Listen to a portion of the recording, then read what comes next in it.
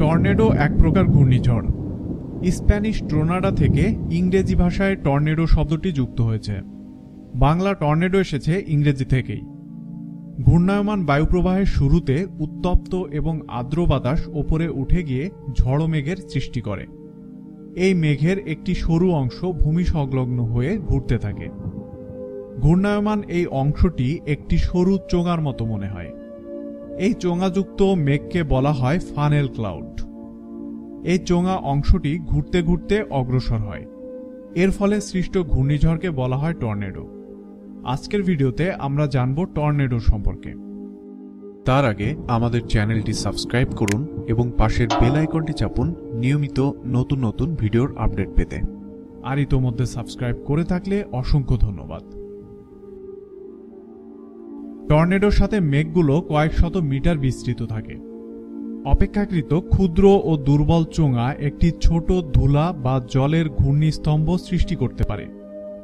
এই স্তম্ভ অনেক সময় ভূমি পর্যন্ত বিস্তৃত নাও থাকতে পারে।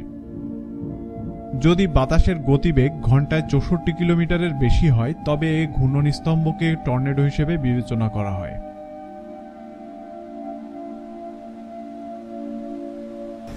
অনেক সময় একটি টর্নেডো থেকে একাধিক টর্নেডো তৈরি হতে দেখা যায়। টর্নেডো তৈরির এই প্রকৃতিকে বলা হয় চক্রিক টর্নেডো। অনেক সময় পুরনো টর্নেডো নতুন টর্নেডোর সাথে যুক্ত হয়ে অধিকতর শক্তিশালী হয়ে ওঠে। অনেক সময় একই এলাকায় বেশ কয়েকদিন ধরে ক্রমাগত একের পর এক টর্নেডো তৈরি হতে দেখা যায়। এই জাতীয় টর্নেডো একটি অঞ্চলকে ধ্বংসযজ্ঞে পরিণত করে।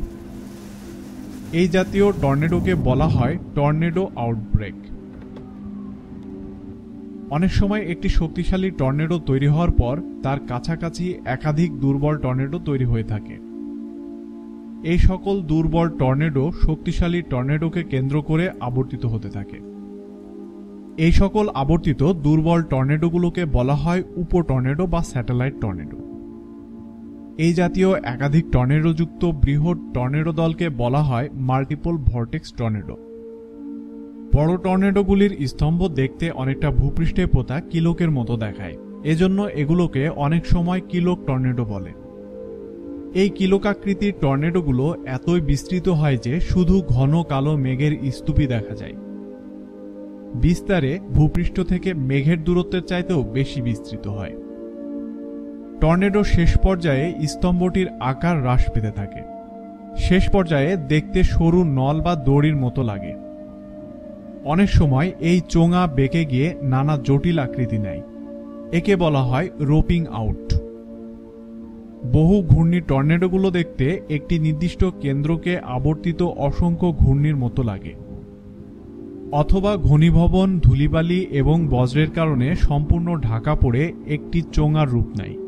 এসব কারণে টর্নেডোর একটি আকৃতি চোখে দেখা যায়।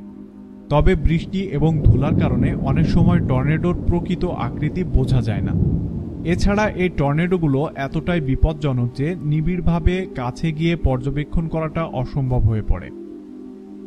ঘন্টায় 64 কিলোমিটার বাতাসের গতি আছে এমন সাধারণ মানের টর্নেডোর চেয়ে উচ্চগতির টর্নেডোর ক্ষয়ক্ষতির পরিমাণ অবিশ্বাস্য পর্যায়ে পড়ে। এর প্রভাবে বড় বড় গাছ উপড়ে যায়, কাঁচা ঘরবাড়িকে তুলে নিয়ে দূরে নিক্ষেপ করতে পারে। দ্রুতগতির একটি টর্নেডোর বাতাসের গতিবেগ ঘন্টায় 100 থেকে 480 কিলোমিটার পর্যন্ত হতে পারে। প্রকৃতপক্ষে টর্নেডো দেখা যায় অ্যান্টার্কটিকা মহাদেশে এবং মার্কিন যুক্তরাষ্ট্রে। এছাড়া দক্ষিণ কানাডা, দক্ষিণ এশিয়া, বিশেষ করে বাংলাদেশ এবং পূর্ব ভারত, দক্ষিণ আমেরিকার পূর্ব মধ্যাংশ, আফ্রিকার দক্ষিণাংশ, দক্ষিণ পূর্ব ইউরোপ, ইটালি, দক্ষিণ পূর্ব অস্ট্রেলিয়া এবং নিউজিল্যান্ডে টর্নেডো হতে দেখা যায়। সময়টা বড় অন্ধকার। ভারতবর্ষে তখন ইস্ট ইন্ডিয়া কোম্পানি মোটে আসন গেড়ে বসেছে। সপ্তদশ শতকের শেষ দিকে তখন ভারত জুড়ে অস্থিরতা, আশঙ্কা। এরই মধ্যে উধাও হয়ে যেতে থাকলো অনেকে। কিন্তু কারা এসব পথচারী যাত্রীদের গুম করে ফেলছে? তারা কারা? ভারতবর্ষের বহুল আলোচিত বর্বর ঠগী সম্পর্কে জানতে অদ্ভুত 365-এর এই ভিডিওটি দেখুন। ভিডিওটি সম্পর্কে আপনার মতামত কমেন্ট বক্সে জানান। ভিডিওটি ভালো লাগলে লাইক ও শেয়ার করুন এবং অবশ্যই আমাদের চ্যানেলটি সাবস্ক্রাইব করতে ভুলবেন না। পরবর্তী ভিডিওতে আবারও দেখা হচ্ছে। সে পর্যন্ত ভালো থাকুন, সুস্থ থাকুন। ধন্যবাদ।